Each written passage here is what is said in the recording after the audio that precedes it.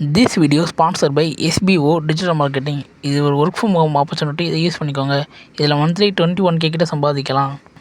இதில் ஒர்க் பார்த்தீங்கன்னா ரொம்ப ஈஸியாக தான் இருக்கும். இது யார் வேணாலும் பண்ணலாம். இது ரொம்ப ட்ரஸ்டபுளான கம்பெனி தான். இதில் நீங்கள் சேரணும்னா டிஸ்கிரிப்ஷனில் நம்பரை வாட்ஸ்அப்பில் கான்டெக்ட் பண்ணுங்கள். ஸ்கிப் பண்ணாதீங்க. பெரிய தப்பு. தினம் ₹300 சம்பாதிக்க அரிய வாய்ப்பு. இன்ஸ்டாகிராம், ஃபேஸ்புக் பயன்படுத்த தெரிந்தால் போதும். Content post and content publishing மூலமா தினம் ₹300 சம்பாதிக்கலாம். இந்த வேலை செய்ய 5 நிமிடம் போதும். Work training support, group communication support, all language customer live chat support, முக்கியமா சொந்தமா ஒரு பிசினஸ் ஸ்டார்ட் பண்ற அளவுக்கு உங்களால கற்றுக்கொள்ளவும் முடியும், சம்பாதிக்கவும் முடியும். இந்த வேலை வாய்ப்பு வழங்குவது 5 வருடத்திற்கு மேல ரன் ஆகிட்டு இருக்க நம்ம தமிழ்நாட்டு company school of business organisation private limited. மேலும் விவரங்களுக்கு டிஸ்கிரிப்ஷன்ல கொடுத்திருக்க நம்பருக்கு வாட்ஸ்அப் பண்ணுங்க.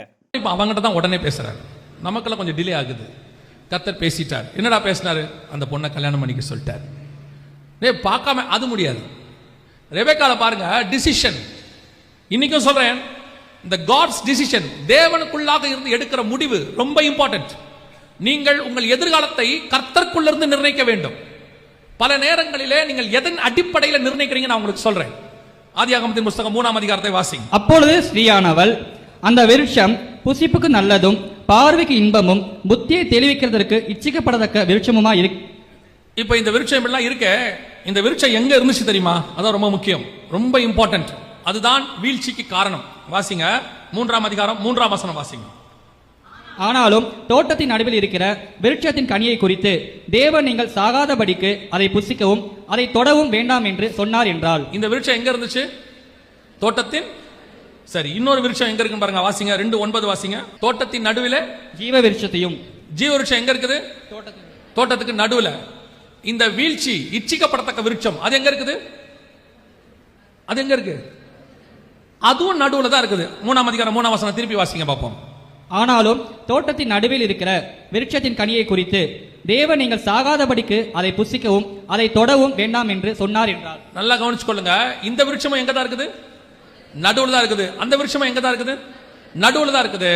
இப்போ பிரச்சனையே என்னன்னா, இந்த 2 விருட்சத்தையும் பார்க்கும்போது, ஒரு விருட்சம் பார்வைக்கு இன்பம், புத்தியை தெளிவிக்கிறதுக்கு இச்சிக்கப்படத்தக்கதா இருக்குது. இன்னொரு விருட்சம் ஜீவ விருட்சம். இதை பத்தின எந்த டிஸ்கிரிப்ஷன், வர்ணிப்பு பைபிள்ல இல்ல. எப்படி இருக்கும்னு ஜீவ விருட்சத்தை பத்தி இல்ல. 2ஆம் அதிகாரத்திலையும் இல்ல, 3ஆம் அதிகாரத்திலையும் இல்ல. வெளிப்படுத்தல் 2ஆம் அதிகாரத்தில் ஜீவ விருட்சத்தை பத்தி இருக்கு, அங்கேயும் இல்ல. எங்கேயுமே ஜீவ விருட்சம் எப்படி இருக்கும் அப்படின்னு இல்லவே இல்லை. ஆனா உங்களை வீழ்த்த பண்ணுகிற விருட்சம் இருக்கே, நன்மை தீமை அறியத்தக்க கனி, அது எப்படி இருக்கும்னு பைபிள் சொல்லுது. பார்வைக்கு இன்பமும் புசிப்புக்கு நல்லதும் புத்தியை தெளிவிக்கிறதுக்கு இச்சிக்கப்படத்தக்கதாக இருக்கிறது. 2 விருட்சமும் பக்கத்துல தான் இருக்குது. இதுதான் டேஞ்சர். இப்போ இதுதான் இருக்கிறதுல டேஞ்சர்.